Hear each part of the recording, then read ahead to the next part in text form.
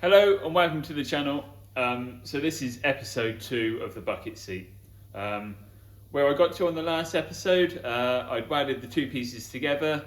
I'd probably put about 85% of the shape that I needed to in the panel. So I'm now going to go back onto the Planishing hammer, dress my weld and add that final bit of shape and make that transition into both panels a lot smoother. So that's my aim with that. Once I've got the shape that I need, I'm then going to put the wide edge on it. And then hopefully that should be the end of the video, basically. That's where I plan to get to in this episode. Hopefully there's not an episode 3. Hopefully I can finish it in this one. And if you haven't seen the first episode, please go check it out because it's all about using the Planishing hammer. Haven't used this tool before. Since buying it on a project, so I thought the bucket seat is a perfect example to use it. So we're not going for shiny, we're just adding shape using this machine and creating a product with it and something that looks pretty cool. So that's the aim of the video, just to see the capabilities of this machine and make something cool. So I'll crack on with that instead of rambling on. Okay, so on the last video, got it welded up like I said in the intro. I am now literally just going to pass this weld through the Planishing hammer. Number one, just to see if it will flatten off.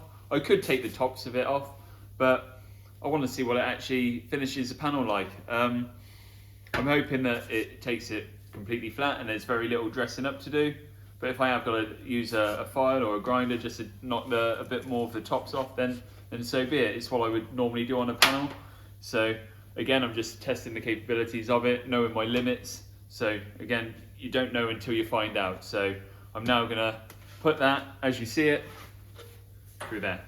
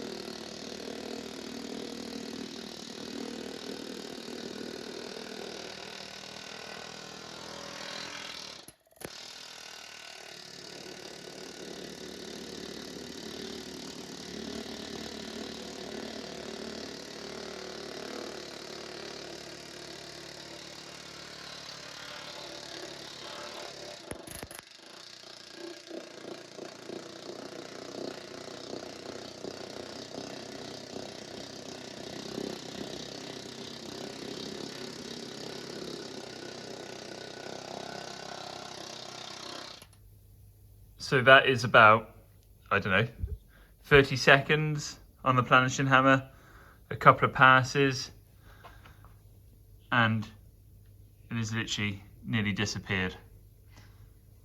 So if I turn it the other way, all on the inside, literally gone. So I'm pretty surprised by the results. Should I be surprised? I don't know. It's what I wanted. I thought it was capable of it. I'm very happy with that. So I should just carry on and add the shape and blend it all in.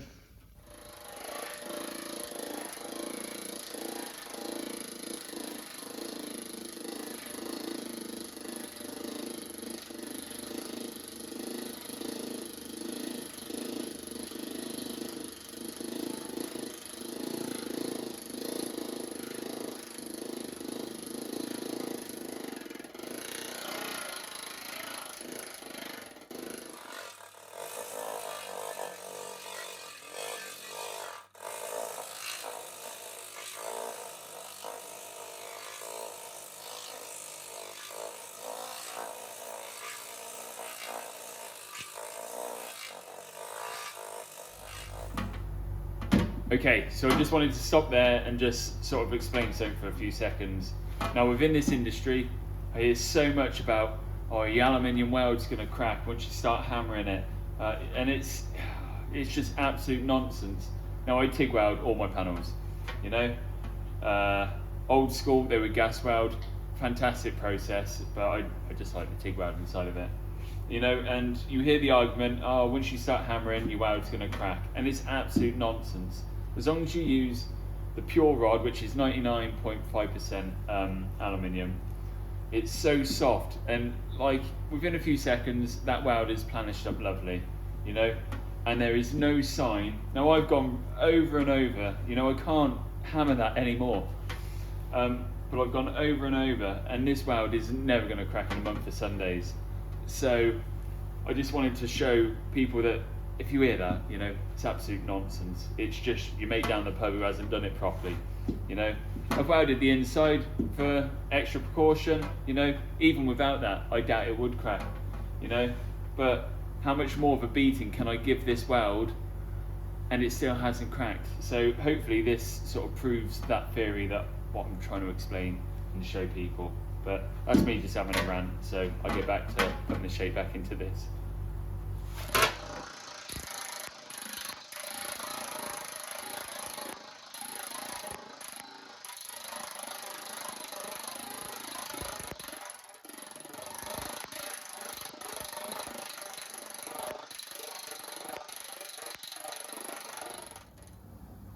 Right then, so that is pretty much all the shape I want in the panel. Just so you can see the weld again, completely flat. Now I've got my centers marked and what I'm gonna do. So for the shape I want, I'm now gonna just draw along here the shape I want and make a pattern of the 1/2 and then flip it over so I get the exact copy on this side, and that way I end up with a nice even shape all the way through. So I just do that bit now. Okay, so that is that one side all trimmed down. This is my paper template.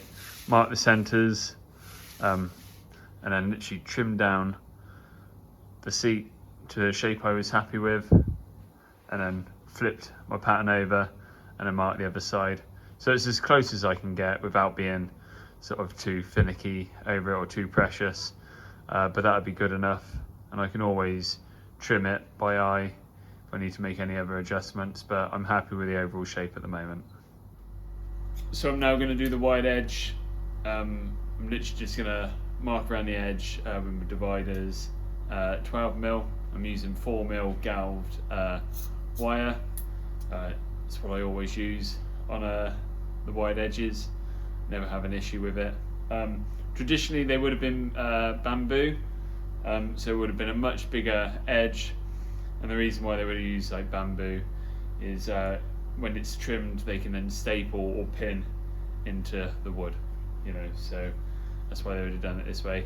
Haven't got any bamboo on me, so I'm just going to do a traditional wide edge. I do have a video on this if you haven't seen it. I'm literally just going to mark my edge and then use this handy little tool here to break the edge and start that process of knocking it over. You could do this in a bead roller. I don't like the bead roller I've got. It's going to leave too sharp an edge. Hate it. So I know this is a bit long-winded, but I'll get a nicer finish, nice smooth edge around the wide edge. So I will crack on with this and start that process.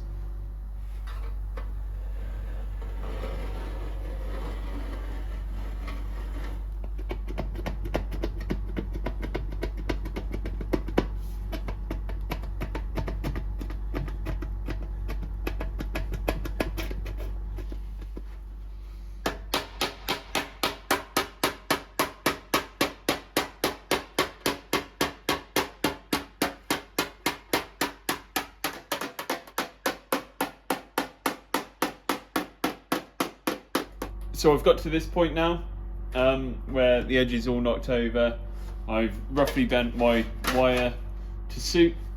So now it's just a case of starting to knock that edge over completely and make a nice neat job of that and tidy it up afterwards. So on the home stretch now, I can see the light at the end of the tunnel, and it's looking pretty good. So looking forward to getting this bit done.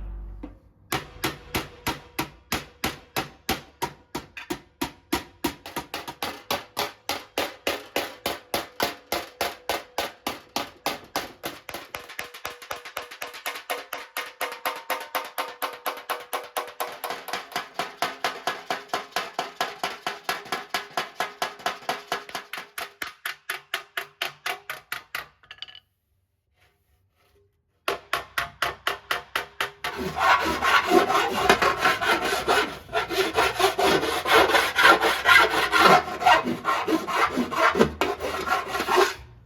make sure you make the video.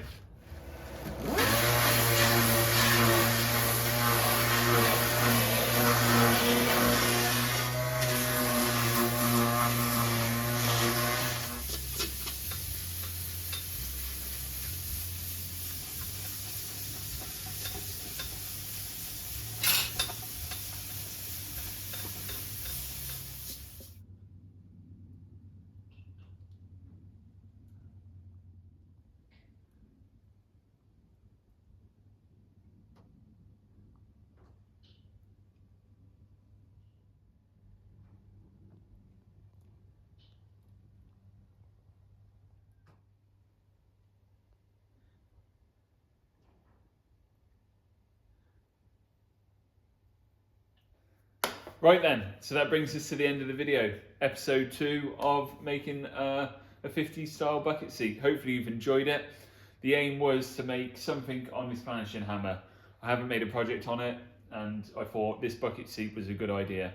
It's probably taken me about 5 to 6 hours in total.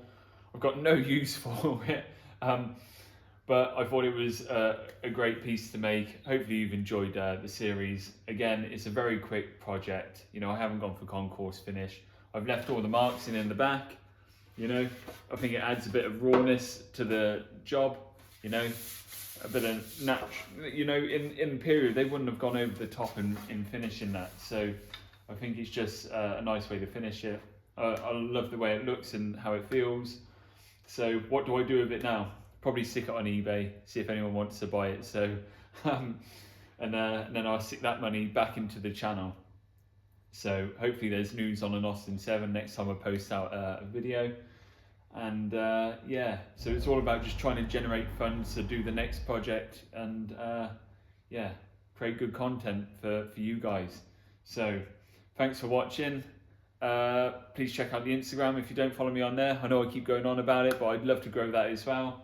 And that is pretty much it. Head over to the PayPal if you do want to support and everything else. Yeah, so thanks for watching and I'll see you in the next video.